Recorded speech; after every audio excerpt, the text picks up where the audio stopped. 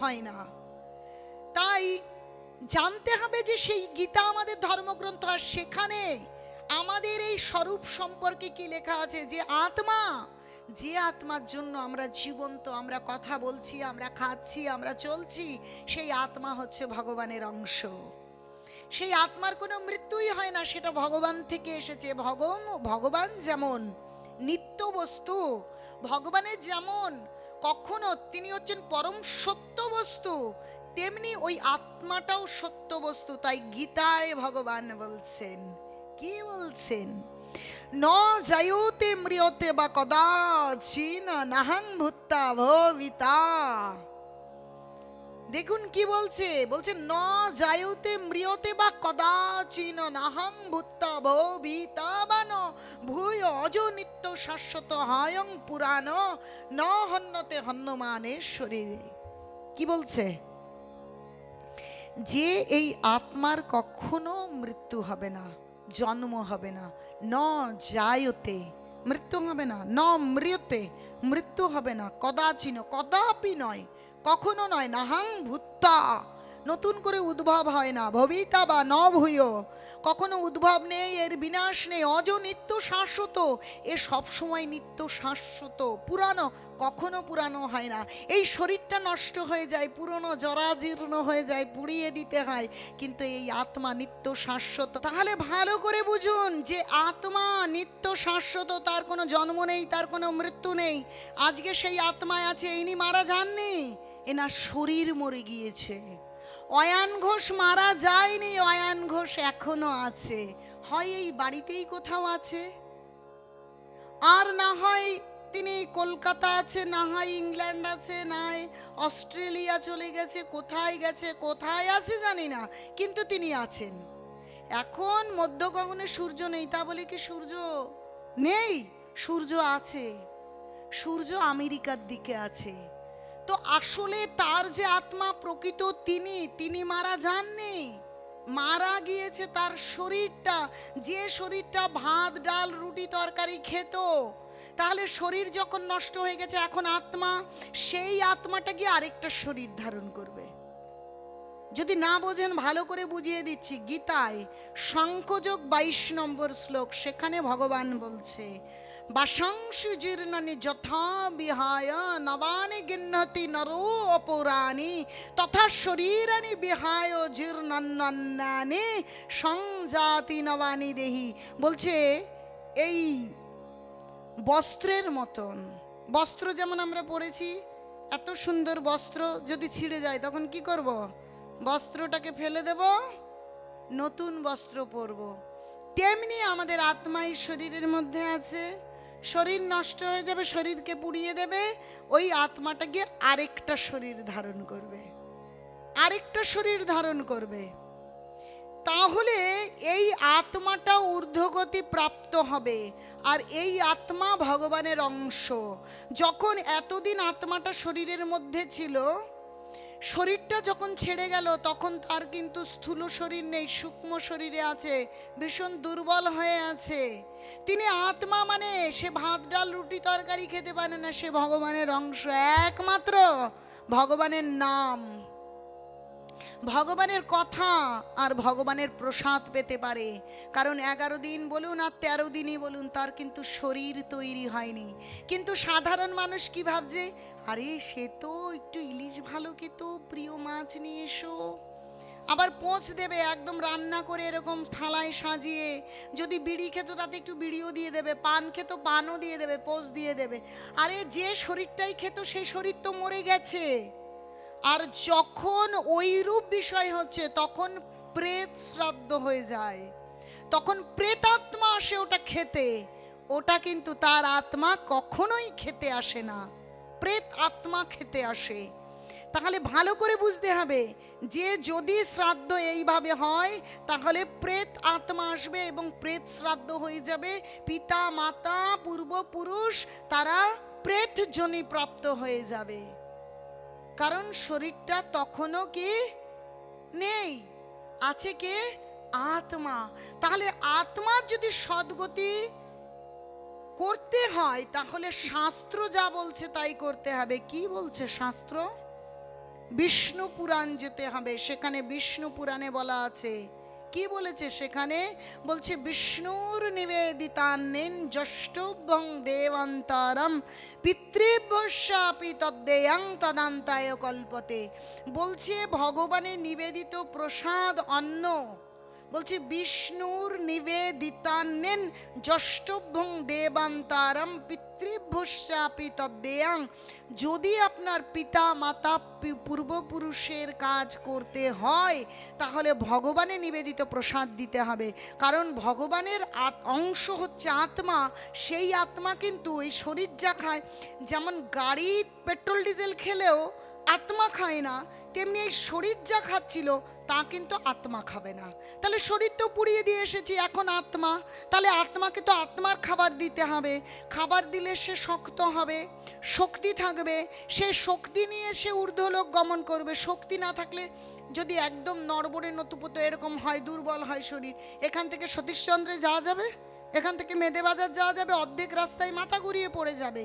তাহলে সেই আত্মাকে আমরা সুস্থ সবল করব, যাতে সে তার যে কর্ম আছে কর্মফল অনুযায়ী যেখানে যাবার সেখানে যেতে পারবে। এখানে যাতে আশেপাশে কখনো কোনো তেঁতুল গাছ, কোনো শ্যাওড়া গাছ, কখনো কোনো তাল গাছকে অবলম্বন করতে না হয়। তাহলে ভগবানের প্রসাদ দিতে হবে, কিন্তু সাধারণ মানুষ সেটা জানছে না যে প্রসাদ দিতে হবে। ভাবছে প্রসাদ দিলে এই এলাকাবাসীকে যদি প্রসাদ পাওয়ানো হয় তাহলে তো নিন্দা হয়ে যাবে, এত ধনী মানুষ বাবার শ্রাদ্ধতে প্রসাদ পাইয়েছে, আমিষ খাওয়ায়নি। এখন মানুষ আসলে তার পিতা মাতা পূর্বপুরুষের মঙ্গল চায় না, জড় জাগতিক নাম যশ খ্যাতি, নাম এত টাকা খরচ করে খাইয়েছে। আরে প্রকৃত বাবার আত্মার কল্যাণ চাই না, লোকে মন্দ না ভালো বলবে সেটা চাই। ভালো করে বুঝতে হবে, না আমার বাবা এত কষ্ট করে আমাদেরকে মানুষ করেছে, এত কষ্ট করে আমাদেরকে পড়ালেখা শিখিয়েছে, তার মৃত্যুর পর তার আত্মা যেন ভালো জীবন পায়, ঊর্ধ্বগতি প্রাপ্ত হয়, তাহলে সেই চিন্তা করা উচিত। কিন্তু সেই চিন্তা হচ্ছে না, কারণ যারা জানে না তাদের কাছে পরামর্শ চাওয়া হচ্ছে। যারা শাস্ত্র জানে না, ধর্মকে জানতে হলে শাস্ত্র জানতে হবে। ডাক্তার হতে গেলে যেমন মেডিকেল বুকস এবং মেডিকেল কলেজ পড়তে হয়, এরকম বাড়ি বসে দিয়েছে তাকে থেকে যারা দুই একটা ট্যাবলেট দিতে জানে তারা সব হাতুড়ি ডাক্তার, তারা ভালো ডাক্তার নয়। ভালো যদি পাশ করা ডাক্তার হতে হয় তাহলে মেডিকেল কলেজ আর হচ্ছে মেডিকেল যে অধ্যাপকরা রয়েছে তাদের কাছে পড়তে হবে। তাহলে প্রকৃত ধর্ম জানতে গেলে, প্রকৃত শাস্ত্র জানতে গেলে তারা শাস্ত্রজ্ঞ পণ্ডিত, যারা শাস্ত্র জানেন, যারা শাস্ত্র অনুযায়ী নিজে আচরণ করছেন, তাদের তত্ত্বাবধানে থেকে শিখতে হবে। তাই এই বাড়ির প্রভু যিনি মালিক, যিনি কর্তা ছিলেন, তিনি অনেক ভাগ্যবান যে তার পুত্র পুত্রবধূ এবং তার স্ত্রী সহধর্মিণী এবং পরিবারবর্গ আত্মীয় পরিজন ভগবানের প্রসাদ দিয়ে তার শ্রাদ্ধাদি করবার মতন একটা সিদ্ধান্ত নিয়েছেন এবং সেই ক্রিয়া গতকাল ঘটেছে। আর আজ ভাগবত কথা জানেন, এই ভাগবত কথার মহিমা, তাহলে তারা ভীষণ ভালো কাজ করেছেন, সত্যি শুভ বুদ্ধির উদয় হয়েছে, তাই তারা এই রকম একটা কাজ করেছে। তাই তাদের এই সম্পূর্ণ বাড়ির মঙ্গল কামনায় এবং সদস্যদের এইরূপ শুভ বুদ্ধির উদয়ের যে সুবুদ্ধি তাদের এসেছে, সেই মতিকে শ্রদ্ধা জানিয়ে আমরা একবার এই পরিবারের উদ্দেশ্যে জয়ধ্বনি এবং উলুধ্বনি দেব। নিতাই গৌর সীতানাথ প্রেমানন্দে হরি হরি বল।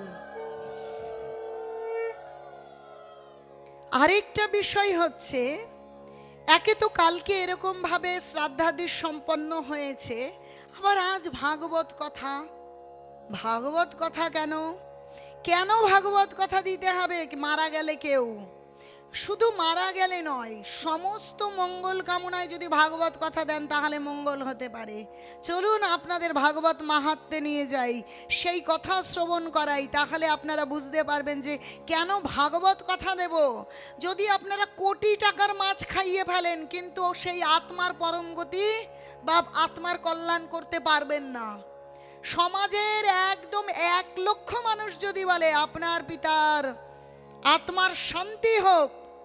অনেক দামি, অনেক টাকা খরচ হয়েছে, কিন্তু তাতে আত্মার শান্তি হতে পারে না। শাস্ত্র বলছে, আমার কথা নয়। আপনারা বলবেন যে এই দুদিনের মেয়ে হাঁটুর বয়সী কী সব শুনিয়ে যাচ্ছে, আমার কোনো মন গড়া কথা নয়, এটা শাস্ত্র কথা, ভাগবত বলবে। চলুন আমরা সেখানে যাই। যে সেই কর্ণাটক থেকে ভক্তি দেবী এবং তার দুই পুত্র জ্ঞান এবং বৈরাগ্য, তারা ভীষণ দুর্বল হয়ে পড়েছে এই কলিযুগে। এই কলিযুগে জ্ঞান আর বৈরাগ্য নেই, আর ভক্তিও নেই অন্য কোথাও। ভক্তির বড় অভাব, সব কিছু আছে, কেবল ভক্তি নেই। দেখুন আগেকার দিনে বাড়িতে ছোটরা ঘুম থেকে উঠেই পিতামাতাকে প্রণাম করতো, হ্যাঁ কি না? বাড়ি থেকে বেরোতেই বড়দের প্রণাম, কেউ আসলেই আগে প্রণাম, ঠিক কি না? কি সুন্দর একটা সুস্থ স্বাভাবিক একটা জীবনযাত্রা, কিন্তু আজ নেই। কেন এই বিষয়গুলো? কেন আমরা শাস্ত্র জানি না, গীতা ভাগবতম রামায়ণ জানি না, সেই জন্য আমাদের এই পরিণতি হয়েছে। এই জন্য ভক্তি আমাদের নেই। ভক্তি মানে কি? সমর্পণ, সমর্পণ। ভক্তি মানেই বিনয়, মানে নিচু, মাথা সবসময় নিচের দিকে থাকবে, তার মাথা উপরের দিকে থাকে না। সেই বিনয় আমাদের মধ্যে নেই। তাই এই কলিযুগে সমস্ত বিনয় আমরা হারিয়ে ফেলেছি। তাই ভক্তি দেবী দুর্বল হয়ে আছে। তার দুই পুত্র জ্ঞান আর বৈরাগ্য তো নেই। জ্ঞান তো মানুষের মধ্যে নেই, বৈরাগ্যও নেই। যেখানে সততা, যেখানে পবিত্রতা, সেখানে কিন্তু শ্রদ্ধা নেই, ভালোবাসা নেই, এই কলিযুগে মূল্যও নেই। জানেন, আজ হীরার মতন যে পবিত্র বিষয়গুলো তা ধুলোয় গড়াগড়ি খায়, আর কাচের মতন নোংরা বিষয়গুলো অলিতে গলিতে রাস্তায় চক চক করে। মানুন আর না মানুন, এটাই সত্যি। সততা পবিত্রতার কোনো মূল্য নেই। ধুলো, ধুলো এবং ধুলায় ধূসরিত হয়ে আছে। এই হচ্ছে কলিযুগের পরিস্থিতি। তাই বলছে প্রায়ণ অল্প আয়ুষ্য সভ্য কলৌ অস্মিন যুগে জনা মন্দ সুমন্দয়া মন্দ ভাগ্য হি উপদ্রুতা। এমনই মন্দভাগ্য মানুষ হীরা আর কাচের মধ্যে তফাৎ ভুলে গেছে। এই জন্য জ্ঞান আর বৈরাগ্য দুর্বল হয়ে গেছে। মা চিন্তা করছে, হায় হায় কি করে আমার দুটো ছেলে এত অল্প বয়স একটু যৌবন প্রাপ্ত হবে, একটু শক্ত সামর্থ্য হবে, কারণ মা চায় তার সন্তান সবসময় সুস্থ স্বাভাবিক থাকে। তাই ভক্তি দেবী চলেছেন আস্তে আস্তে তার দুই সন্তানকে নিয়ে কোনো মতে বৃন্দাবনে এসেছেন। যে এই জগতে ভক্তি না থাকলেও বৃন্দাবন, আসলে এই বৃন্দাবন ভৌম বৃন্দাবন, গোলক বৃন্দাবন থেকেই এসেছে। এই বৃন্দাবনে যেহেতু এটাই, এখানেই স্বয়ং অনাদির আদি গোবিন্দ কৃষ্ণ এবং রাধারানী লীলাবিলাস করেছেন, তাই এই বৃন্দাবন হচ্ছে অপরাকৃত ধাম। এই বৃন্দাবন সাধারণ এই জড়জগৎ নয়। তাই এই বৃন্দাবনে কলুষতা স্পর্শ করেনি, তাই সেখানে এখনো ভক্তি রয়েছে। ভক্তি দেবী যেই বৃন্দাবনের সেই 84 মাইল, তাই তো 84 মাইল না ক্রোশ, 84 ক্রোশ, সেই 84 ক্রোশের মধ্যে প্রবেশ করেছে ভক্তি দেবী। একদম যৌবন প্রাপ্ত হয়ে গেছে। সাদা সাদা একদম ফিসফিসে চুলগুলো, একদম পাতলা পাতলা ফিনফিনে হয়ে চুলগুলো একদম সুন্দর কালো হয়ে গেছে, চামড়াগুলো একদম টান টান হয়ে ভক্তি দেবী ইয়াং যুবতী হয়ে গেছে। কিন্তু জ্ঞান আর বৈরাগ্য একদম বার্ধক্যে জরাজীর্ণ হয়ে কাত হয়ে শুয়ে আছে। মা কখনো সহ্য করতে পারে না যে তার পুত্র ওইরূপ দুর্বল, ওইরূপ জরাজীর্ণ হয়ে থাকবে। তাই মা কাঁদছে, হায় হায় আমার দুই পুত্র এমন দুর্বল হয়ে আছে, এমন করে কান্না করছে। আর ভক্তি দেবী শ্রেষ্ঠ হচ্ছে ভক্তি দেবী। ভক্তি দেবীর কান্না দেখে সমস্ত নদীগুলো, তারা নদীগুলো আসলে তো নারী, সেই নদীগুলো মনুষ্য রূপ ধরে এসে ভক্তি দেবীর চারপাশে ক্রন্দন করছে, আর তাকে কি, তাকে মনে সান্ত্বনা দিচ্ছে। যেমন কেউ মারা গেলে অন্য মায়েরা এসে সান্ত্বনা দেয়, অসুস্থ হলে মায়েরা এসে সান্ত্বনা দেয়, ভগবানকে ডাকো সব ঠিক হয়ে যাবে, এত তুমি চিন্তা করো না, এরকম বলে কি বলে না? তো ভক্তি দেবীর পাশে সমস্ত নদীরা এসে এরকম করে বলছেন। তো এইভাবে বলছেন, আর ভক্তি দেবী কান্নাকাটি করছেন, হ্যাঁ কৃষ্ণ গোবিন্দ, আমার দুই পুত্র জ্ঞান এবং বৈরাগ্য এইভাবে পড়ে আছে জরাজীর্ণ হয়ে, আমি আর দেখতে পাচ্ছি না। ওই রাস্তা দিয়েই নারদ মুনি আসছেন। নারদ মুনি তিনি অপ্রাকৃত শরীর পেয়েছিলেন ভগবানের কৃপায়। তিনি 14 ভুবন তার অবাধ বিচরণ, সর্বত্রই তিনি বিনয় নারায়ণ নারায়ণ বলে সর্বত্র বিচরণ করেন। এইভাবে বিচরণ করতে করতে তিনি ওই বৃন্দাবনে এসে গিয়েছেন। আসলে সমস্ত লীলা ভগবান গীতা ভাগবতম বেদ পুরাণ উপনিষদে আমাদেরকে দিয়েছে, যাতে আমরা বুঝতে পারি এই বিষয় কেন উপস্থাপন হয়েছে, যাতে আমরা প্রকৃত সত্য বুঝতে পারি। তাই নারদ মুনি এসে ওই ভক্তি দেবী কান্নাকাটি করছে, ওই রাস্তার পাশ দিয়ে যখন যাচ্ছেন তখন দেখছেন এক সুশীলা যুবতী নারী এইভাবে ক্রন্দন করছেন কেন, এবং তাকে ঘিরে অনেক নারীরা রয়েছে। প্রথমে কান্না করছেন কেন সেটা জানবার জন্য একটু এগোলেন, তারপর ভাবছে এই নারীরা এইভাবে কান্না করছে, এখানে কোনো পুরুষ নেই, এখানে আমার যাওয়া কর্তব্য নয়। এটা ভেবে তিনি আবার ফিরে যাচ্ছেন। কিন্তু যখন ভক্তি দেবী দেখছেন আরে কোনো একজন সাধু মহাত্মা আসছিল ফিরে চলে যাচ্ছে, আমার দুই ছেলের এরকম করুণ পরিস্থিতি, সাধু মহাত্মা আসলে যদি কিছু উপকার হয়। দেখবেন যখন কেউ খুব কষ্টে আছে, খুব সমস্যায় আছে, তখন মনে করে সাধু বৈষ্ণব কোনো তার যদি পায়ের পড়া যায়, তার যদি একটু কৃপা আশীর্বাদ পাওয়া যায়, তাহলে বুঝি আমার এই খারাপ দিনটা উতরে যায়। এরকম চাই কি চাই না? এখন ওই নারদ মুনি কি বলছে, ওহে মুনিবর, ওহে প্রভু, একটু আসুন, একটু আসুন, আপনি কেন চলে যাচ্ছেন? আমাকে কৃপা করুন, আমাকে কৃপাপূর্বক জানিয়ে দিন এখন আমি কি করব, আমি খুব কষ্টে আছি। দেখুন আমার দুই পুত্র কিভাবে জরাজীর্ণ হয়ে আছে। আচ্ছা ঠিক আছে, দেখছি দেখছি মা, তো আগে কান্না বন্ধ করুন, আগে কান্না বন্ধ করুন। বলছে দেখুন এরা দুজন আমার পুত্র, কিন্তু পুত্র মায়ের থেকে ইয়াং থাকবে, কিন্তু আমি মা দেখুন আমি কেমন যুবতী হয়ে আছি, আর আমার দুই পুত্র কীরকম বুড়ো হয়ে গেছে, দেখুন আমি এটা সহ্য করতে পারছি না, আপনি কৃপা করুন। এখন নারদ মুনি কী করবেন, তিনি চিন্তা করছেন, ধ্যানস্থ হয়েছেন কি করে এদের ভালো করা যায়। এখন তিনি বেদ পুরাণ উপনিষদ যে বেদ আছে, সেই বেদের যে স্তুতি আছে, সেই বেদের স্তুতি গাইতে শুরু করেছে।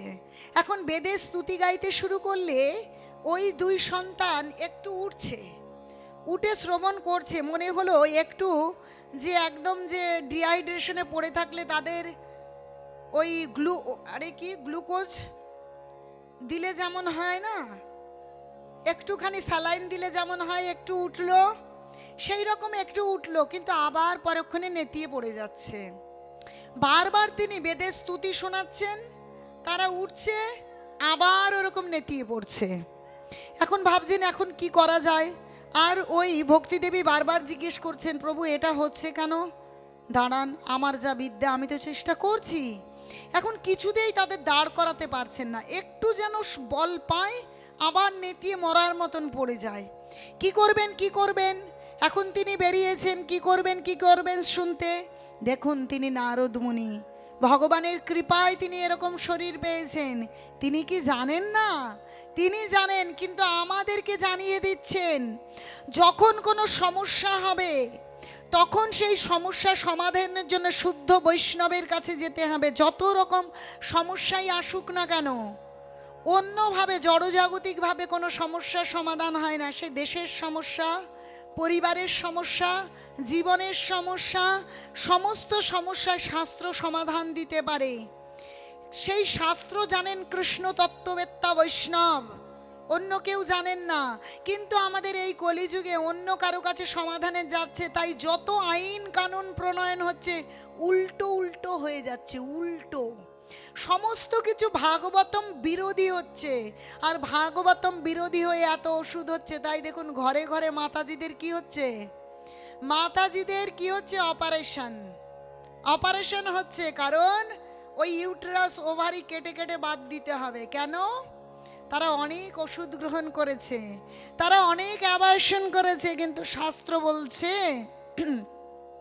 কৃষ্ণ ভক্ত সন্তান উৎপাদন করবার জন্য স্ত্রীকে গ্রহণ করুন, কৃষ্ণ ভাবনাময় সংসার তৈরি করুন।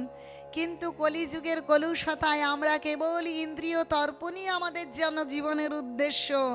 আর কি হচ্ছে, পুরো পেটটা চিরে কত অপারেশন হয়ে যাচ্ছে, রুগী আর রুগী, সকলে কেবল রুগী হয়ে যাচ্ছি। শাস্ত্র জানি না, প্রকৃত ধর্ম করে না মানুষ, তাই উল্টো দিকে মানুষ ধাবিত হচ্ছে, আর আয়ু ক্রমশ কমে যাচ্ছে, রোগের প্রাদুর্ভাব বাড়ছে, রোগ ভোগ সমস্ত আদি দৈবিক, আদি ভৌতিক, আদি আত্মিক ক্লেশের ছড়াছড়ি হচ্ছে। তার কারণ হচ্ছে শাস্ত্রের ভেতরে সমস্যার সমাধান না খুঁজতে গিয়ে মানুষ তার এই কলুষতাপূর্ণ মন্দ বুদ্ধি দিয়ে সমস্যার সমাধানের চিন্তা করছে। কিন্তু ভাগবতম দিচ্ছে সিদ্ধান্ত, যখন কোনো সমস্যা হবে তখন সেই সমস্যা সমাধানের জন্য যেতে হবে কৃষ্ণ তত্ত্ববেত্তা বৈষ্ণবের কাছে, সে যত বড়ই হোক না কেন। যে নারদ মুনি সর্বদা ভগবানের নাম করে এবং অপ্রাকৃত শরীর লাভ করেছে, তিনিও চলেছেন ভক্ত বৈষ্ণবের কাছে, জিজ্ঞাসা করছেন এইরূপ পরিস্থিতিতে আমার কি করণীয়, কি করলে আমি এই জ্ঞান আর বৈরাগ্যকে সুস্থ স্বাভাবিক করতে পারবো। এরকম করতে করতে তিনি বদ্রিকা আশ্রমে গিয়েছেন। বদ্রিকা আশ্রমে গিয়ে দেখছেন সেখানে সনন্দন, সনত কুমার আর সনাতন, চার ভাই ব্রহ্মার চতুর্কুমার। তাদের কাছে জিজ্ঞাসা করছে সব থেকে প্রবিজ্ঞ, মানে সব থেকে জ্ঞানী কে মাতাজি বলুন? সনত কুমার, সনাতন, সনন্দন আর হচ্ছে সনাতন, সনত কুমার আর সনন্দ আর হচ্ছে সনাতন। এই চারজনের মধ্যে সব থেকে বিজ্ঞ, সব থেকে জ্ঞানী সনত কুমার। বলছে প্রভু প্রভু কৃপা করুন, আপনারা তো জড়জাগতিক আসক্তি রহিত শ্রেষ্ঠ বৈষ্ণব দিগম্বর, আপনারা বলুন না এখন কি করা যায়। নারদ মুনিকে দেখছে, ওই বদ্রিকাশ্রমে গেছে, আর নারদ মুনির মুখটা একটু গম্ভীর গম্ভীর রয়েছে। যে নারদ মুনি সদাই হাস্যময়, কারণ সদাই নারায়ণ নারায়ণ নারায়ণ বলেন, এখন নারদ মুনি সেই কি নাকি একটা মুখটা গম্ভীর করে রেখেছে, যেন ভীষণ চিন্তায়, দুশ্চিন্তাগ্রস্ত। তো বলছে যে এত চিন্তা কেন করছেন আপনি? বলছে আসলে চিন্তার বিষয়, আমি একটা সমস্যায় পড়েছি। আমি ভক্তি দেবী, যে ভক্তি দেবী এত মহিমা, যে বলছে যে সং চিত্তে বসেদ ভক্তি সর্বদা প্রেম রূপিণী নতে পশ্যন্তি কিনাশনং স্বপ্নে হপ্পমল মূর্তেও। বলছে যে ভক্তি দেবীর এত মহিমা, যে সং চিত্তে বসেদ ভক্তি, যার এই চিত্ত, এই হৃদয়ে, এই মনে একবার ভক্তি বসেছে, সর্বদা প্রেম রূপিণী, প্রেম রূপী যদি ভক্তি হৃদয়ে থাকে, ন তে পশ্যন্তি, পশ্যন্তি মানে সে কখনো দেখবে না, ন তে, তে মানে সে, কখনো সে দেখবে না, স্বপ্নে হপ্প মলমূর্তায়, কখনো স্বপ্নেও জমকে দেখবে না। যার হৃদয়ে ভগবানের প্রতি ভক্তি উদয় হয়েছে, আর সেই ভক্তি দেবী দুই সন্তান নিয়ে, জ্ঞান আর বৈরাগ্যকে নিয়ে এখন বৃন্দাবনে। যে ভক্তি দেবী বিপদে পড়েছে, হে চতুর্কুমার আপনারা আমাকে এর নির্ণায়ক কিছু বলুন, সমাধান সূচক কিছু বলুন, আমি এখন কি করব? আমি বেদের মন্ত্র, বেদের সূত্র আমি আবৃত্তি করে তাদের কর্ণে দিচ্ছি, কিন্তু সেই বেদ মন্ত্রে কিছু হচ্ছে না, আমি এখন কি করব? ও এই কথা। যদি কেউ জীবিত আছে, সমস্যায় আছে, তার মঙ্গল করতে হবে। যদি কেউ মৃত হয়ে গেছে, তার শরীর মারা গেছে, তার আত্মার কল্যাণ করতে হবে। যদি কেউ এখনো জন্মগ্রহণ করেনি, আমার ভাবি উত্তরসূরি, হয় না, ছেলে মেয়ে বিয়ে করে মা ভাবে আমার নাতিপুতি হবে, আমার বংশে প্রদীপ দেওয়ার মতন কেউ হবে, তার মানে ভাবি উত্তরসূরির পারমার্থিক কল্যাণ ভালো হবে। এই প্রকৃত মঙ্গল যদি কেউ চায়, তবে ভাগবত করো, ভাগবত সপ্তাহ করো। নিতাই গৌর প্রেমানন্দে, হরি হরি বল। ভাগবত পাঠের আসর বসিয়ে দাও, ভাগবত পাঠের আসর দাও, ঠিক আছে। কিন্তু আমি তো ভাগবত পাঠের আসর করব, কিন্তু ওই হে প্রভু, পাঠ করবেন কে? বলছে পাঠ করতে হবে আপনাকেই। আপনার মতন জড় জাগতিক আসক্তি রহিত প্রকৃত ভক্ত যদি ভগবানের কথা বলে, সেই কথা কেমন হবে জানেন? চুম্বক চেনেন আপনারা? চুম্বক, চুম্বক যেমন আপনা আপনি পেন এবং পেরেককে আকর্ষণ করে, তাই না? তেমনি সেই যে মুখে ভগবানের ভক্তি আচরণ হবে, যে মুখে হরিনাম হয়, ভগবানের প্রসাদ হয়, যে চার নিয়ম পালন করে, তিনি যদি ভাগবত কথা বলে, সেই ভাগবত কথায় এমন আকর্ষণ হয় যেন সেই বিদ্যুতের সর্বশক্তিশালী চৌম্বকের মতন আকর্ষিত হয়, তার মানে পরম কল্যাণ সাধিত হয়। কিন্তু যিনি সেজে এসেছেন সাধু, যিনি পাঠক সেজে এসেছেন বা জীবিকা নির্বাহের জন্য পাঠ করছেন, কোনো আচরণ করেন না, তার মুখে ভাগবত কথা বা তার মুখে হরিনাম শ্রবণ করলে জগতের কোনো কল্যাণ হয় না। শাস্ত্র বলছে অবৈষ্ণব মুখোদ্গীর্ণং পুতং হরি কথামৃতম শ্রবণং নৈব কর্তব্যং সর্বশিষ্টং যথাপায়া। বিষের মতন বর্ধানাম, বিষ যেমন সাপে যদি দুধকে মুখ দেয়, দুধ কিন্তু উপাদেয়, সমস্ত রকম পুষ্টিগুণ রয়েছে, দুধ খেলে ভালো হবে, কিন্তু সেই দুধে যদি সাপ মুখ দেয়, খাবেন আপনারা? খাবেন? সেই দুধে কি উপকার হবে না বিষের ক্রিয়া হবে? তাই যদি বৈষ্ণব মুখে, যিনি বৈষ্ণব মানে কি, বৈষ্ণব সেজে আসেননি, আসলে বৈষ্ণবীয় আচরণ করেন, ভগবানের প্রসাদ পান, গীতা ভাগবতম অধ্যয়ন করেন, হরিনাম জপ করেন, সদা সর্বদা গুরু পরম্পরায় ধারায় ভজন করেন, এইরূপ বৈষ্ণবের মুখ থেকে শ্রবণ হলে সেই শ্রবণে একদম কারেন্টের মতন কাজ হবে। আর যিনি আচরণ করছে না, তার কথা সারাদিন ঘন্টায় ঘন্টায় শ্রবণ করলেও কাজ হবে না। তাই নারদ মুনি বলছে, ওহে চতুর কুমার, আপনাদের মতন বৈষ্ণব আমি কোথায় পাবো? আজ আপনারাই পাঠ করুন, আপনিই পাঠ করুন। বলছে ঠিক আছে, তাহলে আসর বসাও। বলছে শুনুন, এটা তো বদ্রিকাশ্রম পাহাড়ের ওপর, কিন্তু এখানে আসর বসালে এখানে তো শ্রোতা নেই। বলছে মহান্তের স্বভাবেই তারিতে পামর, নিজ কাজ নাই তবু যান পর ঘর। মহান্তের প্রকৃত সাধুর কিন্তু অন্যের দরজায় গিয়ে কোনো কাজ নেই, কিন্তু অন্যের দরজায় কি জন্যে যায় জানেন? বলছে মহান্তের স্বভাবেই তারিতে পামর, পামরকে উদ্ধার করবার জন্য নিজ কাজ নাই তবু যান পর ঘর। নিজের প্রয়োজন না থাকলে অন্যের দরজায় যান। লোকে মনে করে ভিক্ষুক, এর খাওয়া জোটে না, তাই এরকম লোকের দরজায় দরজায় আসে না, এরকম কোনো বিষয় না। যিনি প্রকৃত ভক্ত, যিনি প্রকৃত ভগবানের ভজন করেন, তিনি অন্যের দরজায় দরজায় ঘোরেন অন্যকে কৃপা করবার জন্য।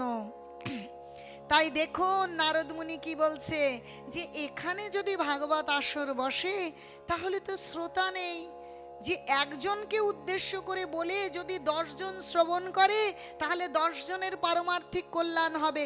কিন্তু এই পাহাড়ের ওপর বদ্রিকাশ্রম, এখানে যদি ভাগবত কথা হয়, তাহলে এখানে তো 10 জনের মঙ্গল হবে না। চলুন সমতলে নেমে চলুন।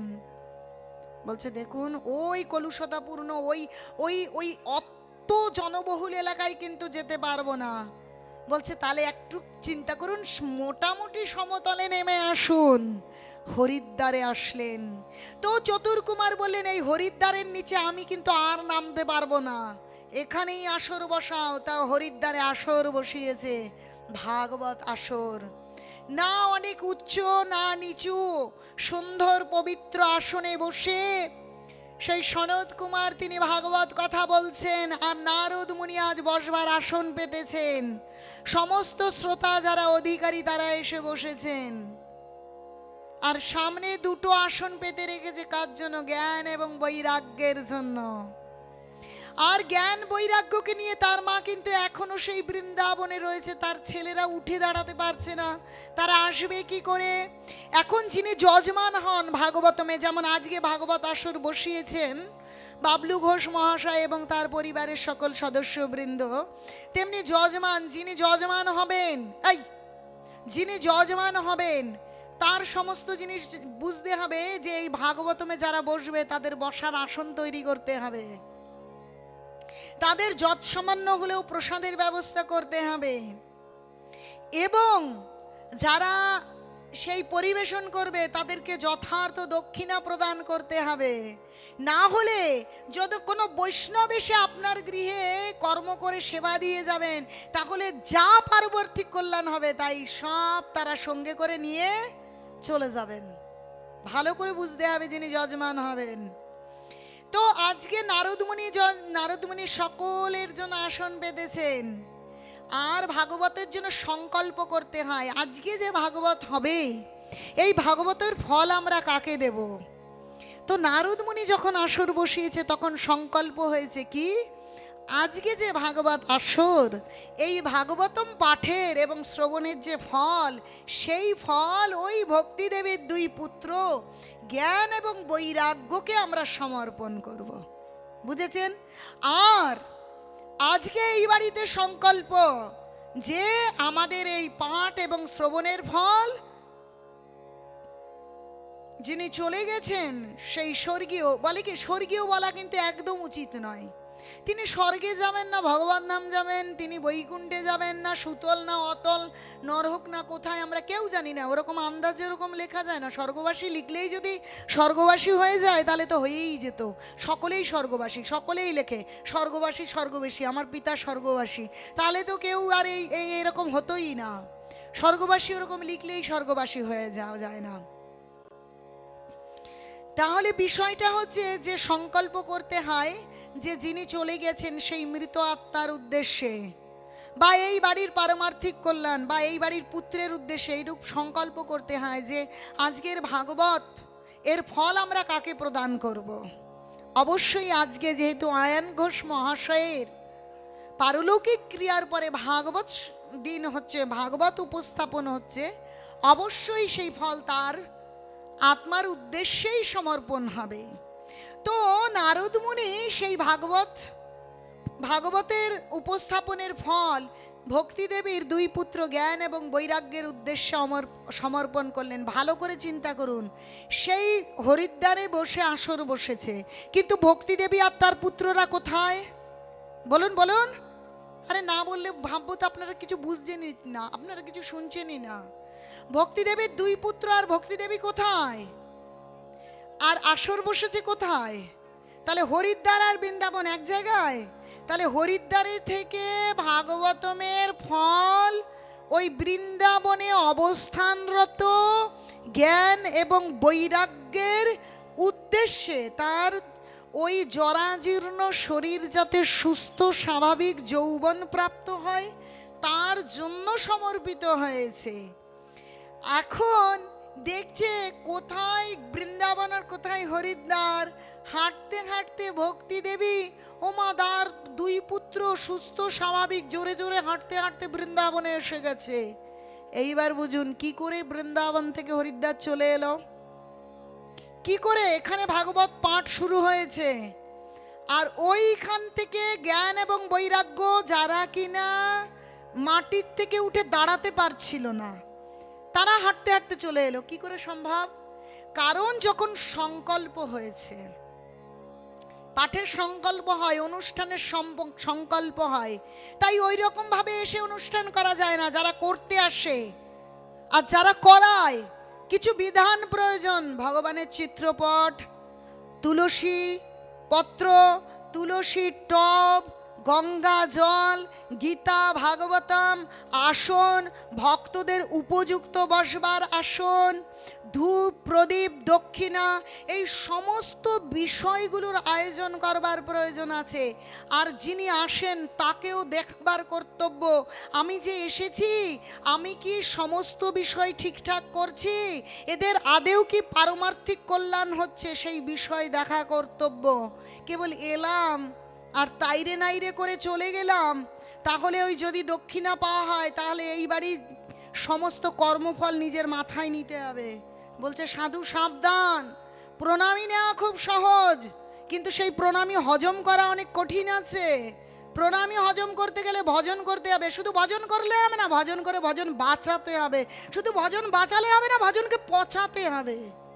প্রণামী তো নিয়ে নিতে পারি আমরা সকলেই, তাই কর্তব্য যে আসলে পারমার্থিক কল্যাণের যে উপযুক্ত পরিবেশ, উপযুক্ত বিষয়, তা কি আমরা করতে পারছি বুঝতে হবে। এখন নারদ মুনি যখন উপস্থাপন করেছে তখন সংকল্প হয়েছে জ্ঞান এবং বৈরাগ্যের উদ্দেশ্যে। যে মুহূর্তে সংকল্প সূচক কি প্রতিজ্ঞা করে মানুষ, কি আচমন পাত্রের জল নিয়ে কি সংকল্প হয়ে গেল, সেই মুহূর্তে তারা কি তারা ফল পেয়ে গেছে, আর তারা যৌবন প্রাপ্ত হয়ে গেছে। সুস্থ স্বাভাবিক শরীরে হেঁটে হরিদ্বারে চলে এসেছে। আসবার পর জ্ঞান আর বৈরাগ্যকে ভক্তিদেবী বলছে আমরা বসবো কোথায়? যিনি আয়োজন করবে সকলের বসবার জায়গা তাকে তৈরি করতে হবে। শুধু উঠলো বাই কটক যাই সেরকম নয়, পরিবেশ তাকে তৈরি করতে হবে। যে ভাগবত শুনবে কারা, তার পরিবেশ আছে কিনা, তার বসবার জায়গা আছে কিনা, না হলে অপরাধ হবে, ভালো করতে গিয়ে 3 গুণ খারাপ হয়ে যাবে। তাই যে বসবার জায়গা কোথায়, আমরা কোথায় বসবো? আমরা ভাগবত শুনতে এসেছি। সকলের সামনে প্রথম সারিতে 2টো আসন পাতা রয়েছে, জ্ঞান এবং বৈরাগ্যকে বসতে দিয়েছে। এইবার ভক্তি দেবী বলছে আমার 2 পুত্র জ্ঞান এবং বৈরাগ্য তো বসেছে, কিন্তু আমার বসবার জায়গা কই? বলছে হে ভক্তি দেবী, আপনার জন্য কোনো জড়জাগতিক আসন নেই। আপনার যে আসন সেটা জড়জগতের কোনো বস্তু দিয়ে তৈরি হয় না। আপনার আসন হচ্ছে প্রত্যেক মনুষ্যত্বপূর্ণ মানুষের এই হৃদয়ে। ভক্তি বসবে মানুষের হৃদয়ে। তাই বলছে যে সং চিত্তে বসেদ ভক্তি সর্বদা প্রেম রূপিণী। প্রেম রূপিণী ভক্তি যাদের হৃদয়ে বসবে, জানেন সত্যি সত্যি যমদূত আসে নিতে যখন মৃত্যু হয়। আপনারা যদি ভাগবত জানেন, অজামিলকে নিতে এসেছিল কিন্তু নিয়ে যেতে পারেনি। আর সেই ভক্তি বসাতে গেলে এই কলিযুগে আগে হরিনাম প্রয়োজন। হরিনাম ছাড়া জীবনেও ভক্তি বসবে না। অনেকে ভাবতে পারে আমরা সংসারী, মাছ খাই, মাংস খাই, অনেক আজে বাজে বিষয় আছে, আমাদের দ্বারা ভক্তি হবে না। কিন্তু ভক্তি না করলে এই জীবন কোনোদিন ঊর্ধ্বগতি প্রাপ্ত হবে না। জন্ম মৃত্যু জরা ব্যাধি, ভাবছি হঠাৎ করে মানব জীবন পেয়ে গেছি, অনেক অর্থ সম্পদের বৈভবের উপর বসে আছি, যা মন চাইছে তাই। আজকে মরে যাবে, টাকা পয়সা যেখানে যা ছিল অয়ান ঘোষের অ্যাকাউন্টগুলো কি নিয়ে গিয়েছে? বাড়ির জমি নিতে পেরেছে? কই মাতাজি, 10টা টাকা নিয়ে গিয়েছে, যেতে পেরেছেন তিনি? একটা কোনা, এক রত্তিও নিয়ে যেতে পারেননি। হয়তো দেখা গেল, আমি জানি না, চাই তিনি মানব জীবন পান, হয়তো কোনো খুব দরিদ্র ঘরে জন্ম হয়ে গেল, হয়তো তিনি মনুষ্য জীবন পেলেন না, কি পাবেন আমরা কেউ জানি না। তাহলে এখানে এত বৈভব, এত সম্পদ, এত টাকা, এত ব্যাংক ব্যালেন্স, লাভ কি? যে কোনো মুহূর্তে মৃত্যু আসবে। কিন্তু আপনারা যদি মনে করেন যখন মৃত্যুর সেই যমদূত আসবে, আমাদের তো অনেক টাকা, 1 লাখ বা 5 লাখ বা 10 লাখ, আর তাও নয় 1 কোটি ঘুষ দিয়ে দেব, আমার যেন পরবর্তীতে ওই ইঁদুর টিকটিকি সাপে, ওই বিষ্ঠা সাপ, ওই জন্মগুলো না হয়। জানেন, স্বর্গের কোষাধ্যক্ষ কুবেরের 2 পুত্র গাছের দেহ পেয়েছিল, গাছের দেহ। ভরত রাজা, এই ভারতবর্ষের নাম অজানভ ছিল। যে ভরত রাজা, যে রাজাই শশাঙ্গরা পৃথিবীর শাসন করতেন, সেই ভরতের নাম অনুসারে এই ভারতবর্ষ হয়েছে। ভারতবর্ষের ইতিহাস খুলে দেখুন, তিনি হরিণের শরীর প্রাপ্ত হয়েছিলেন। আমরা কোথাকার কে? তিনি রাজা, একটা দেশের নয়, সমগ্র পৃথিবীর, শশাঙ্গরা পৃথিবীর রাজা, তিনি কিনা হরিণ হয়ে গেলেন। তাহলে আমরা কে? আমরা যে একটা ব্যাঙ হব না, একটা টিকটিকি হব না? তাই আমরা ভীষণ বোকা, মূর্খ। সবার ডিগ্রি আছে এখন, সব বাড়িতে বিএ, এমএ, এমএসসি, একদম ডিগ্রিতে ভর্তি ফাইল। কিন্তু বোকা বোকা আর মূর্খ মূর্খ। এই জন্যে বলছে মন্দসু মন্দ মতয়া মন্দ ভাগ্য হি উপদ্রতা। বুদ্ধি মন্দ, ভাগ্য মন্দ, কেবল সেই ধন মদমত্ত হয়ে আমরা ওই নলকুবের আর মুনিগ্রীবের মতন, স্বর্গের কোষাধ্যক্ষের পুত্রের মতন ওই ধনের মদে মত্ত হয়ে ভাবছি আমাদের তো টাকা পয়সা সম্পদ আছে, আমাদের আর পাইকে না। এরকম বিষয় নয়। যেদিন যমদূত আসবে ওখানে ঘুষ কেউ দিতে পারে না। আপনারা মাইকেল জ্যাকসনের নাম শুনেছেন? তিনি বলছেন আমি 150 বছর বাঁচব। একদম অভিজ্ঞ ডাক্তার সাজিয়ে রেখেছেন। ডোনার, ডোনার বুঝেন? কিডনি নষ্ট হলে কিডনি দিতে পারবে, লিভার নষ্ট লিভার দিয়ে দেবে, চোখ খারাপ হয়ে গেলে চোখ দিয়ে দেবে। অঙ্গ প্রতিস্থাপনের জন্য ডোনার বসিয়ে রেখেছেন, আর ডোনারের অঙ্গ প্রতিস্থাপন করবার জন্য উপযুক্ত ডাক্তার বসিয়ে রেখেছেন। কিন্তু 55 গণ্ডি পার করতে পারলেন না, শেষ। তাই আমরা বুঝতে পারছি না কে 10-এ, কে 15, কে 5-এ, কে 40-এ, কে 50-এ, কে 80-তে চলে যাব। কার যে কখন সময় আসবে, করাল রূপী মৃত্যু কখন কাকে গ্রাস করবে আমরা কেউ জানছি না। কিন্তু শাস্ত্র আমাদের জানিয়ে দিচ্ছে, যদি আমাদের চিত্তে ভক্তি বসে তাহলে আমাদের মানব জন্ম সুনিশ্চিত। কেউ আমরা চাই না ওই জঙ্গলের সাপ হই। কিন্তু যদি আমরা ভগবানের বিধান না মানি তাহলে ওই গভীর জঙ্গলের সাপ হওয়া সুনিশ্চিত। শাস্ত্র কখনো ভুল বলে না। যদি শাস্ত্রের কথা ভুল হতো, ভালো করে ভাবুন, অন্ধকারে একটা দড়িতে ভুল করবেন সাপ কেন? কারণ সাপ আছে বলেই দড়িতে ভুল হয়। যা কিছু জগতে আছে তার একটা ছায়া এই পৃথিবীতে পড়েছে, তাই সেই কথা আমরা বলছি। নাহলে এই কথাগুলোর উদ্ভাবন কি করে হলো ভালো করে বুঝতে হবে। তাই আমাদেরকে যে আমরা পরে আবার মনুষ্য শরীর এবং যতটা সম্পদ ঐশ্বর্য প্রয়োজন সেই সমস্ত কিছু ভগবান বহন করে দিয়ে দেবেন, যদি আমরা একটুখানি শাস্ত্র বুঝি। বলছে যিনি ভক্তি করবেন তার সমস্ত কিছু, যেমন অয়ান ঘোষ কিছু নিয়ে যেতে পারেননি, কিন্তু যদি ভগবানের ভজন কেউ করে তাহলে ভগবান তার সমস্ত কিছু বহন করে নিয়ে যাবেন। এই কারণে কেউ দেখুন ধনী, কেউ দরিদ্র, কেউ সচ্ছল, কেউ অসচ্ছল, কেউ শিক্ষিত, কেউ মূর্খ।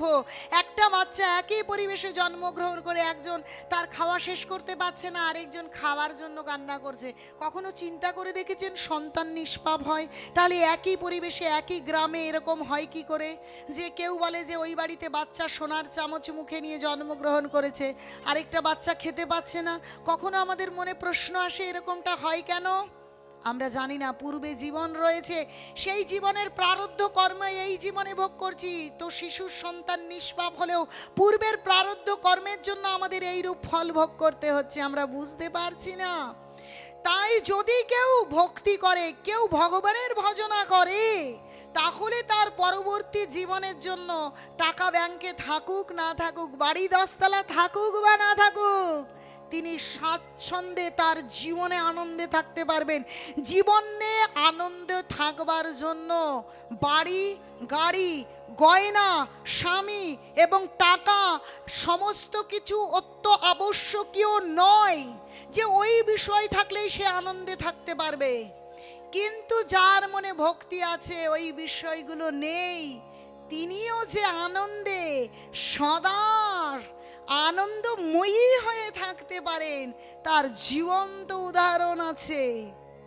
ওইগুলো যদি হতো তাহলে সত্যি ভাগবত কথা আজ এই অধম পাপি তাপি মেয়েটা বলতেই পারতো না।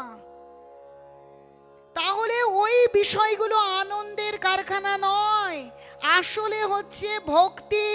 যদি ভক্তির হৃদয়ে থাকে তাহলে কি বলছে গীতা জানেন?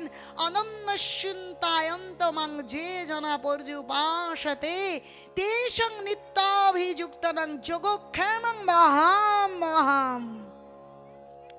যিনি ভক্তি করবেন, যিনি অনন্য চিন্ত হয়ে একবার ওই ভক্তির যিনি সার, সেই অনাদির আদি গোবিন্দের নাম করবেন, তার কি হবে? বলছে তেষং নিত্যাভিযুক্তানাং যোগক্ষেমং, তার সমস্ত কিছু আমি রক্ষা করব, তাকে কেউ নষ্ট করে দিতে পারবে না। এবং বহাম মহাম, তার সমস্ত কিছু আমি বহন করে নিয়ে যাব। তার পরবর্তী জীবনে মানব জীবন হওয়া, ভালো জীবন পাওয়া এবং ভজন করে ভগবত ধামে যাওয়া। আমরা বুঝতেই পারি না যে স্বর্গে গেলেও এখানে ফিরে আসতে হবে। পুণ্য করুন, স্কুল কলেজ বানিয়ে দিলেন, ওগুলো পুণ্যকর্ম। রাস্তা বানিয়ে দিলেন, ওগুলো পুণ্যকর্ম। ওর ফলে কি হবে? স্বর্গপ্রাপ্তি হবে। বলছে ক্ষীণ পুণ্যে মর্তলোকং বিশন্তি, ওই স্বর্গের ভাড়া বাড়ির মতন। দীঘাপুরী যান, সেই রকম কতটুকু ভাড়া নিয়েছেন, কিন্তু চেক আউটের সময় আসার আগেই দরজা নক করবে 1 ঘন্টা আগে, তাড়াতাড়ি বেরিয়ে যান, আপনার সময় হয়ে গেছে। বেরিয়ে যেতে হয় না? তেমনি স্বর্গে যারা যাবে বলবে এইবার আপনার সময় হয়ে গেছে, এবার নামুন তো, আপনি এখান থেকে যান তো, আপনার সময় হয়ে গেছে, তাড়িয়ে দেবে। আবার এখানে এই জন্ম মৃত্যু জরা ব্যাধিময় জগতে কখনো পাখি, কখনো পশু, কখনো সাপ, কখনো টিকটিকি, এরকম জন্মগ্রহণ করতে হবে। কিন্তু আপনি যদি ভগবানের ভজনা করেন, ভক্তি আপনার হৃদয়ে থাকে, তাহলে পরবর্তী জীবন যাতে সেই ভক্তি কমপ্লিট করতে পারেন। কীরকম? উদাহরণ না দিলে বুঝবেন না। স্কুলে যদি মাধ্যমিক পাশ করতে গিয়ে ফেল করে গেলেন, পরের বার আবার পরীক্ষা দেওয়ার সুযোগ হয় কি হয় না? হয়তো সেই রকম মনুষ্য শরীর পেলেন, ভগবানের ভজনা করে ভগবত ধাম যেতে পারলেন না, কোনো রকম অল্প একটু হরিনাম করেছেন, কিন্তু আপনাকে দ্বিতীয়বার সুযোগ দিয়ে আবার সুন্দর মনুষ্য শরীর দিয়ে দেবেন। তাই কত মূর্খ আমরা, সব কিছু করছি, ভগবানের নাম করছি না। অযথা অনাচার করে, অযথা শুধু শুধু সময়ের অপচয় করছি, বুঝতে পারছি না মৃত্যু কখন গ্রাস করবে। তাই সেই প্রকৃত ভক্তিকে এই মনের এখানে জায়গা দিতে হবে। আর ভক্তি কি করে করতে হবে? স্বয়ং গৌরাঙ্গ মহাপ্রভু এই কলিযুগে স্বয়ং অবতারী হয়ে বুঝিয়ে দিয়ে গেলেন। কি বললেন? হরে কৃষ্ণ কৃষ্ণ কৃষ্ণ হরে হরে, হরে রাম রাম রাম হরে হরে। যে নাম বলছে কলি যুগের ধর্ম হয় নাম সংকীর্তন, না বিনা কলিকালে নাহি আর ধর্ম, সর্বমন্ত্র সার নাম এই শাস্ত্র মর্ম। কলিযুগে নাম ছাড়ার ধর্ম নেই। ওই হে নগরবাসী, তোমরা হরিনাম করো, হরিনাম করো, কোনো সমস্যা নেই। আমি আমিষ খাই না, মদ খায়, কে বিড়ি খায়, কে মাছ খায়, কে পেঁয়াজ খায়, রসুন খায়, বিচার করবার দরকার নেই। ভগবান বলেনি যে ভক্তি করবার জন্য তোমাকে ত্যাগ করতে হবে। কোথায় লেখা আছে ত্যাগ করতে হবে? বলেনি ত্যাগ করতে হবে। গীতার প্রত্যেকটা অধ্যায় আপনারা যদি জানেন, সেই অধ্যায়ের নাম যোগ, বিষাদ যোগ, সাংখ্য যোগ, জ্ঞান যোগ, হ্যাঁ, কর্মযোগ, ধ্যান যোগ, সব কিছু যোগ। বলেনি বিয়োগ করতে হবে, ত্যাগ করতে হবে। কে বলেছে? যোগ করতে বলছে। আর সেই যোগ করবার অর্থ মহাপ্রভু বুঝিয়ে দিলেন যে তোমরা হরিনাম করো, হরিনাম করো, যা আছে থাকুক। এত সহজ নয়। আমি অ্যান্টিবায়োটিক খাবো না আর এই কলিযুগে আমি রোগ সারিয়ে দেব। আগেকার দিনে হতো, তা কঠিন রোগ আমার বুকে বাসা বেঁধেছে, আমি ওষুধ খাবো না, তা কি হয় কখনো? হয় কখনো? হয়। তাই গৌর হরি গৌরাঙ্গ মহাপ্রভু বলছেন, কি বলছে? জীব জাগো, জীব জাগো, গোরা চাঁদ বলে, কত নিদ্রা যাও মায়া পিশাচির কোলে। লাগবে এখনো বুঝতে পারছি না, যে কোনো মুহূর্তে মৃত্যু আসবে। কেউ বলতে পারবে আমি এখান থেকে আমি বাড়িতে যেতে পারবো? কেউ বলতে পারবে? গ্যারান্টি দিতে পারবেন আপনারা? কার কখন মৃত্যু আসবে আমরা কেউ জানি না, কিন্তু বুঝতে পারছি না মৃত্যু আসার সঙ্গে সঙ্গে কোন শরীর পাবো জানি না, আর সেই শরীরে আর হরিনাম করা যাবে না, খাওয়া যাবে, ঘুমানো যাবে, বাচ্চা তৈরি করা যাবে, কিন্তু ভগবানের নাম হবে না। আবার কবে মানব দেহ পাবো? শাস্ত্র বলছে লক্ষ লক্ষ কোটি কোটি জীবন ভ্রমণ করতে হবে। কখনো গাছ, কখনো পাখি, কখনো জলের প্রাণী, কখনো কৃমিকীট, কখনো পশু, হতে হতে হতে হতে তারপর মানব জীবন। সেই সাপ লুডো খেলার মতন এত সুন্দর শরীর পেলাম, ঘরে উঠে যাব, ভগবানের ঘরে। দেখুন দেখুন ভগবানের মতন তৈরি করেছে কিনা।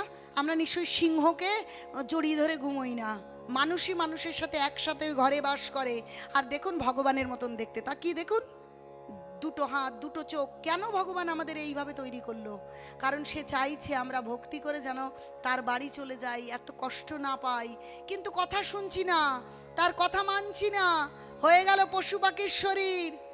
কিরকম ওরকম খাঁচার মধ্যে বেঁধে রেখে দেবে, ভালো লাগবে? তাই বুঝতে পারছি না, মূর্খতা করছি, এই শরীরের উপযুক্ত কাজ করছি না। শরীরের কি আরে আমার যা মন চাই তাই করব, আরে আমার যা মন চাই তা যদি করব, তাহলে ধর্মগ্রন্থ কেন লেখা হলো? কেন হিন্দুদের ধর্মগ্রন্থ গীতা? কেন ধর্মগ্রন্থের কি দরকার ছিল? কি উত্তর দেন, কি দরকার ছিল ধর্মগ্রন্থের? কোনো যন্ত্র কিনবেন, কি দরকার তার ম্যানুয়াল বুক দেওয়া? শুধু ম্যানুয়াল বুক দেবে না, তার সঙ্গে আবার কি বি প্র্যাকটিক্যাল, একদম প্রশিক্ষণ প্রাপ্ত ব্যক্তি এসে দেখিয়ে দেবে এই ফ্রিজটাকে এরকম করে চালাতে হয়, তাহলে ফ্রিজ চলবে। তাহলে এত সুন্দর শরীরটা কৃষ্ণ দিলেন, কিন্তু দিয়ে আবার ম্যানুয়াল বুক, এই গীতা দিয়ে দিলেন।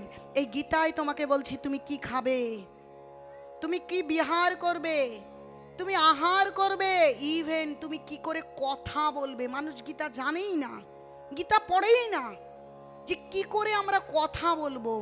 এই কথা বলাও ভগবান শিখিয়ে দিচ্ছে গীতাতে। কতটুকু সময় ঘুমোবো, কখন জাগবো, সমস্ত কিছু গীতাতে আছে। কেবল তর্ক চায়ের দোকানে, এটা কি গীতায় আছে নাকি এইটা আছে, জানে না কিন্তু কিচ্ছু তর্ক করবে। গীতায় সব কিছু আছে, একদম এমন ভাবে সাজানো আছে। কি প্রশ্ন করবেন, যত প্রশ্ন করবেন সব প্রশ্নের উত্তর ওই 700 শ্লোকের মধ্যে তার সূত্র দেওয়া আছে। তাই বোঝবার চেষ্টা করুন, এই হৃদয়ে ভক্তি দেবীকে বসতে দিন, এখনো সময় আছে। কাল হবে না মৃত্যু, পরশু হবে, যে কোনো সময় মৃত্যু এসে এই শরীরটাকে নষ্ট করে দেবে। যেমন অয়ান ঘোষ মহাশয় চলে গেছেন না, আমাদেরও চলে যেতে হবে। এই মৃত্যু দিয়ে অন্তত শিক্ষা নিন। যে কোনো মুহূর্তে, যে কোনো বয়সে নোটিশ দিয়ে আসবে না যে আজকে আসছে, তুলসীর টব রেডি করো, এই তুলসীর টব রেডি করো, তুলসীর পাতা রেডি করো, একটু কীর্তনিয়া রেডি করো, এই সময় দেবে না। যার যখন সময় আসবে কাউকে নোটিশ দেবে না। তাহলে এখনো কান খুলে একটু শুনে নিন, অন্তত যে যেখানে যে পরিস্থিতিতে আছেন। ব্যবসা করছেন করুন, ডাক্তারি করছেন করুন, আপনারা যে কাজ, যে যেখানে, গৃহবধূ তো গৃহবধূ, কিন্তু হরি নাম করুন। যে প্রকৃত ধর্ম, যা করলেই হৃদয়ে ভক্তিকে বসানো যাবে, সেই হরিনামকে আশ্রয় করুন। হরিনামকে আশ্রয় না করলে এলাম আর গেলাম, কোনো লাভ হলো না, কোনো লাভ নেই। কি পরিমাণ কষ্ট যদি আপনাদের 28টা নরকের বর্ণনা শোনাই, এখানে থরথর করে কাঁপবেন। কারণ যখন কেউ আচরণ করছে, সে যখন শাস্ত্র বলবে না, বিশ্বাস হবে কিনা সেটা ওই বললাম, বড় চুম্বক যেমন কাজ করে তেমনি কাজ করবে। যে কোনো মন গড়া কথা নয়, তখন থরথর করে কাঁপবেন। হায় হায়, কি করেছি এতদিন। এই প্রকৃত এইভাবে কৃষ্ণ তত্ত্ব, প্রকৃত আচরণশীল মানুষ দিয়ে ভাগবতম হচ্ছে না বলেই, প্রকৃত আচরণশীল সাধুর মুখ থেকে হরিনাম হচ্ছে না বলে এত অলিতে গলিতে কৃষ্ণ অনুষ্ঠান, এত নামযজ্ঞ, কোথাও ভক্তি নাই। জপ করেন, হ্যাঁ সব সময় করি, কিন্তু সব সময় কেবল বৌমার নিন্দা করে, সব সময় কেবল ছেলেদের কথা বলে। আবার বলেছি কি, ও দিদিমা একটু হরিনাম তো করুন, এত ভগর ভগর করেন কেন, আয়ু নষ্ট হয়েছে। আরে আমার হেডের ভিতরে কৃষ্ণ, বলে পেটের ভিতরে কৃষ্ণ। আরে ভগবান বললেন জিহ্বায় নাম করবার জন্য, সে বলছে আমার পেটের ভিতরে কৃষ্ণ। কারে কি বোঝাবো, বুঝতে পারছে না মানুষ। তাই যে যেখানে যে অবস্থায় শিক্ষিত মূর্খ ধনী দরিদ্র জাতি ধর্ম বর্ণ নির্বিশেষে হরিনাম জপ করুন। আর এই হরিনাম যে মুহূর্তে আপনি জিহ্বায় জপ করছেন, সেই মুহূর্তে ভক্তি দেবী আপনার হৃদয়ে বসে গেল। আর সেই ভক্তি দেবীর সম্পর্কে বলছে, ভাগবতম মাহাত্ম্যের কথা বলছি, কিন্তু সেখানে জল জল করছে শ্লোক, বলছে যে সাং চিত্তে বসেদ ভক্তি সর্বদা প্রেম রূপিণী নতে পশ্যন্তি স্বপ্নে আপমাল মূর্তায়। বলছে যার হৃদয়ে ভক্তি বসবে তার কখনো যমরাজকে দেখতে হবে না। তা বলে কি তার মৃত্যু হবে না? হ্যাঁ, মৃত্যু হবে। বিষ্ণুদূত আসবে, তার উন্নত জীবন হবে, হবেই হবে, অবশ্যই হবে। তাই ভক্তি দেবীকে বলছে মা তো, নারদ মুনি ভক্তি দেবীকে বলছে মা তো, আপনার জন্য কোনো চর্মের আসন, কোনো কুশাসন, কোনো পদ্মাসন রাখিনি, আপনার জন্য আসন রেখেছি এই হৃদয় প্রত্যেকের। যারা যারা ভাগবত শুনতে এসেছে সকলের হৃদয় পদ্মাসনে আপনি বসেছেন, সেটাই আপনার বসবার জায়গা। নিতাই গৌর প্রেমানন্দে, হরি হরি বল। তো সকলের হৃদয়ে বসলো ভক্তি দেবী, সেই জ্ঞান ও বৈরাগ্য যৌবন প্রাপ্ত হলেন।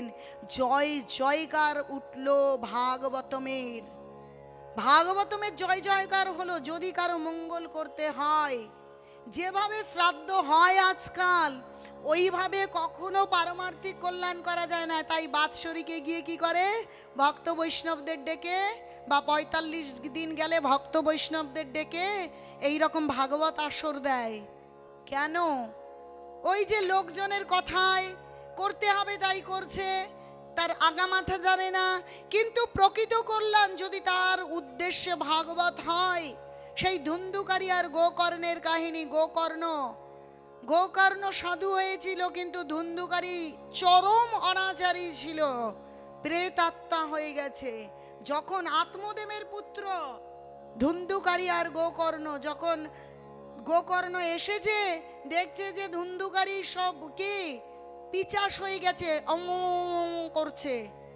এখন ও তো সাধু, তার ভয় নেই, সে বুঝতে পারছে কোনো প্রেতাত্মা এরকম করছে। কমণ্ডলের জল ছিটিয়ে দিয়েছে, বলছে ভাই গো আমাকে উদ্ধার করো, উদ্ধার করো। তখন তিনিও সেই সনৎকুমার সনাতনের কাছ থেকে এই ভাগবত সপ্তাহ বসিয়েছিলেন। ভাগবত সপ্তাহে সে একটা ওই ঘুনে খাওয়া বাঁশের মধ্যে ওই আত্মাকে বসতে জায়গা দিয়েছিল, কারণ আত্মা বড় দুর্বল, বাতাসে এদিক ওদিক হয়, স্থির হয়ে না বসলে ভাগবত শোনা যায় না। সুখদেব গোস্বামী ভাগবত কথা উপস্থাপন করেছিলেন, আর পরীক্ষিত কি প্রায় উপবেশন আহার নিদ্রা বন্ধ করে ভাগবত শুনেছিলেন। দেখেছেন কি করে শুনতে হয়।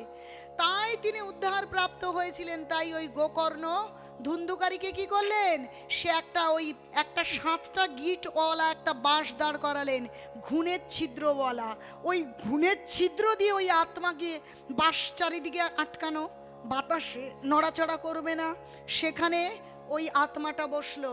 আর 7 দিন ভাগবত কথা হলো। প্রথম দিন ভাগবত কথা শেষ, কি হলো, যখন বলছি নিগমকল্প তরুর গলিতাং ফলং সুখমুখাদমৃত দ্রব সংযুতম পিবত ভাগবত রসমালায়ং মুহুরহ রসিকা ভুবি বাবুকা। প্রথম দিন হয়ে গেল, তখন ফট করে একটা গিট ফেটে গেল। দ্বিতীয় দিন চলছে ভাগবতম, বলছে কৌমারং আচরত প্রাজ্ঞ ধর্মান ভাগবতানি দুর্লভং মনুষং জন্ম তদপি অধ্রুবমার্থদাম। দ্বিতীয় দিন গেছে, দেখছে আরেকটা গিট ফেটে গেছে। তৃতীয় দিন আরেকটা গিট ফেটে গেছে। চতুর্থ দিন আরেকটা গিট বাধা রয়েছে। সপ্তম গিট। 7 দিন ভাগবতমের 18,000 শ্লোকের অন্তিম শ্লোক সেদিন। অন্তিম শ্লোক হচ্ছে শেষ ভাগবতম, যস্য নাম সংকীর্তনম যস্য সর্ব পাপ প্রণাশনম প্রণমো দুঃখ সমনস্তং নমামি হরিং পরম। বলছে যে যেখানে যেখানে নাম সংকীর্তন হয় সেখানে সমস্ত পাপ দূরীভূত হয়ে যায়। আগে পাপ বাড়ির নয়, এই বাড়িটার পাপকে পাঠাতে হবে, কলুষকে পরিষ্কার করতে হবে, তাই এইখানে হরিনাম হতে হবে। তাই বলছে কি যস্য নাম সংকীর্তনং, না নাম সংকীর্তনং যস্য, যস্য মানে যেখানে, সর্ব পাপ প্রণাশনম সমস্ত পাপ চলে যাবে, প্রণম দুঃখস্য মনস্তাম ভগবানকে প্রণাম করলে সমস্ত দুঃখ চলে যাবে, নমামি হরিং পরং। সমস্ত ভাগবতম শেষ, 7 দিন হয়ে গেছে, তখন সমস্ত বন্ধনকে কেটে ফট করে সেই বাঁশটা ফেটে চৌচির হয়ে এক সেই আত্মাটা দিব্য শরীর পেয়ে বেরিয়ে এলেন এবং তার ধামে সে চলে গেলেন। তাহলে দেখেন ভাগবতমের কি মূল্য, যে ধুন্ধুকারীর মতন অনাচারী তিনি উদ্ধার প্রাপ্ত হয়েছেন, তাহলে সাধারণ মানুষ তো অত অনাচারী হয় না, তিনি যে অবশ্যই উদ্ধার প্রাপ্ত হবেন, তিনি যে ঊর্ধ্বগামী হবেন, তিনি যে ভালো জীবন পাবেন, এতে কি কোনো সন্দেহ আছে কি? পরিবারের যত পরিবারবর্গ, সন্দেহ আছে? এতক্ষণ শ্রবণ করবার পর কি সন্দেহ আছে? তাহলে একবার জয়ধ্বনি এবং উলুধ্বনি, নিতাই গৌর প্রেমানন্দে, হরি হরি বল। আমরা সকলে 3 বার হরিনাম করব। অয়ান ঘোষ মহাশয়ের সেই আত্মার উদ্দেশ্যে, সেই আত্মা যেখানেই থাকুক এই কথারূপ অমৃত গ্রহণ করে তিনি শক্তি সঞ্চয় করে যেন ঊর্ধ্বগামী হন এবং ভালো জীবন পান, কৃষ্ণ ভাবনাময় হন, কৃষ্ণ ভাবনামৃত গ্রহণ করে ভজন করে তিনি যেন ভগবত ধামে চলে যেতে পারেন। তাই সকলে আমরা 3 বার হরিনাম করব এবং একটুখানি হরিনাম, কাকু একটু হরিনাম ধরুন, হরিনাম করে সকলে প্রণাম করে উঠে দাঁড়াবেন। আর কি করবেন? এই যে এইভাবে হাত